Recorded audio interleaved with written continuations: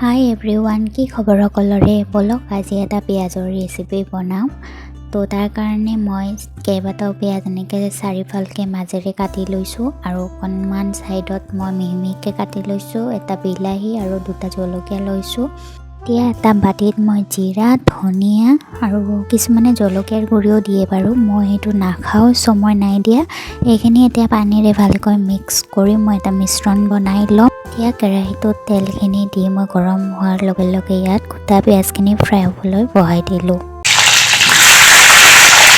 আৰু এতিয়া এইখিনি ভালকৈ ফ্ৰাই হোৱাকৈ মই তেলত ভাজিম আৰু ভজা হোৱাৰ পিছত এইখিনি মই উঠাই দিম। এতিয়া বিলাহী, পিঁয়াজ আৰু কেঁচা জলকীয়াৰ পেষ্টটো আমি তেলত দি দিম। অকণমান দিগদাৰ হৈছে বাৰু, অকলে ভিডিঅ' বনাই আছোঁ, খানাও বনাই আছোঁ। এতিয়া জিৰা আৰু ধনিয়া যিটো মিহলাই থৈছিলোঁ আমি, সেইটো দি দিলোঁ ইয়াত। তাৰপিছত অকণমান হালধি মই দি দিছোঁ। তাৰপিছত দিছোঁ মই অকণমান দৈ। সেইটো একদম অপশ্যনেল হয়, কোনোবাই নিদিবও পাৰে, মই দি দিছোঁ অকণমান। এতিয়া এইটো আমি ভালদৰে মিহলাই ভাজিম। তাৰপিছত ইয়াত দিম আমি নিমখ সোৱাদ অনুসৰি আৰু ইয়াত অকণমান পানী মই এড কৰি দিছোঁ যাতে লাগি নধৰে মছলাখিনি কেৰাহীত। আৰু এতিয়া এই মছলাখিনিত আমি এড কৰিম ফ্ৰাই কৰি থোৱা পিঁয়াজকেইটা।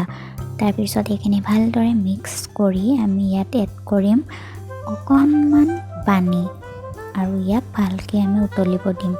এইটো আপোনালোকে ৰুটি বা ভাত যিহৰ লগত নহ'লেও খাব পাৰে। মই একদম চিম্পলকৈ ৰেচিপিটো বনাইছোঁ, আপোনালোকে ট্ৰাই কৰিব। এতিয়া আমি এইটো ভালকৈ উতলিব দিম আৰু তাৰপিছত নমাই দিম। এয়া আমাৰ ৰেচিপি হৈ গ'ল, আপোনালোকেও ট্ৰাই কৰি চাবচোন।